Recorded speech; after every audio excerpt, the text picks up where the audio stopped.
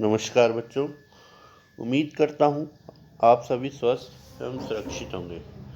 हमने अपनी पिछली कक्षा में हमारी पाठ्यपुस्तक आरोह भाग 1 के अंतर्गत कवि दुष्यंत कुमार द्वारा रचित कविता गज़ल पर चर्चा की थी। अब तक हमने इसके 2 भाग पर चर्चा कर चुके हैं। आज हम अपने अंतिम भाग पर चर्चा करेंगे। 2 भाग के अंतर्गत हमने अब तक 5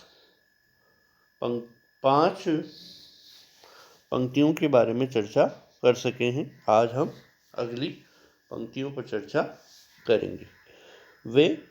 वे मुतमईन है कि पत्थर पिघल नहीं सकता, वे मुतमईन है कि पत्थर पिघल नहीं सकता, मैं बेकरार हूँ आवाज़ में असर के लिए। मुतमईन शब्द का अर्थ होता है आश्वस्त होना, बेकरार का मतलब होता है आतुर। तो कवि दुष्यंत जी को लगता है कि राजनीतिक और सामाजिक क्षेत्र में फैली हुई बुराइयां और भ्रष्टाचार, बेईमानी आदि को देख जनता अब इनकी आदी हो गई है। उन्हें विश्वास है कि ये समस्या अब समाप्त नहीं होगी। जिस प्रकार पत्थर का पिघलना संभव नहीं है, उसी प्रकार परिस्थितियों का बदलना भी संभव नहीं है। कवि कहता है कि मैं बेचैन हूँ, परिस्थितियाँ बदल सकती है, परंतु शर्त यह है कि आवाज़ में असर तो हो, यानी कोई विरोध तो करे। अर्थात अभिप्राय यह है कि समस्याओं के समाधान के लिए विद्रोह भरे स्वर की आवश्यकता है। समस्याओं का विरोध कर उन्हें अस्वीकारने की जरूरत है, न कि उन्हें उनके साथ रहकर जीवन जीने की आदत डालने की। जो जनता पर अत्याचार करता है, उसके विरोध में जनता को ही आवाज़ उठानी चाहिए, तभी परिवर्तन हो सकेगा। आगे देखते हैं। तेरा निजाम है सिल दे जुबान शायर की, तेरा निजाम है सिल दे जुबान शायर की, ये एहतियात जरूरी है इस बहर के लिए। अब हम इसके कठिन शब्दों की बात करते हैं। निजाम का मतलब होता है शासक, एहतियात का मतलब होता है सावधानी, और बहर का मतलब होता है गजल का कोई शेर या संत।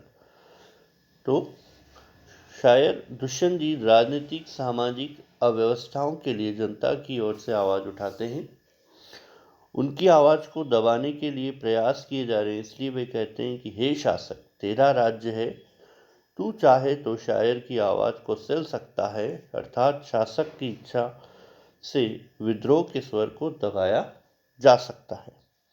जैसे गजल के छंद के लिए बंधन की सावधानी जरूरी है, वैसे ही शासक भी अपने राज्य को कायम रखने के लिए आवाज़ को दबाने की सावधानी रखने का तरीका अपनाएगा।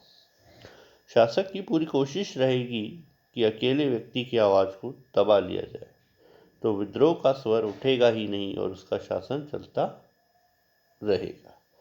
अंतिम गजल की पंक्तियों पर हम बात करते हैं। जिए तो अपने बगीचे में गुलमोहर के तले, मरे तो घेर गलियों में गुलमोहर के लिए। तो तले का मतलब होता है नीचे और घेर का मतलब होता है पराया।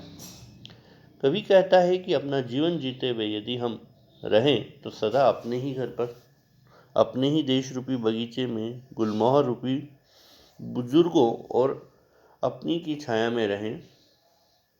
जीवन की राह में आने वाली समस्याओं से घबराकर कभी नहीं भागे।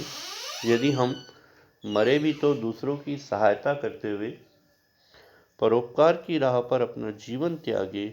हम दूसरों के अधिकार रूपी गुलमोहर की रक्षा के लिए अपने प्राण त्यागे।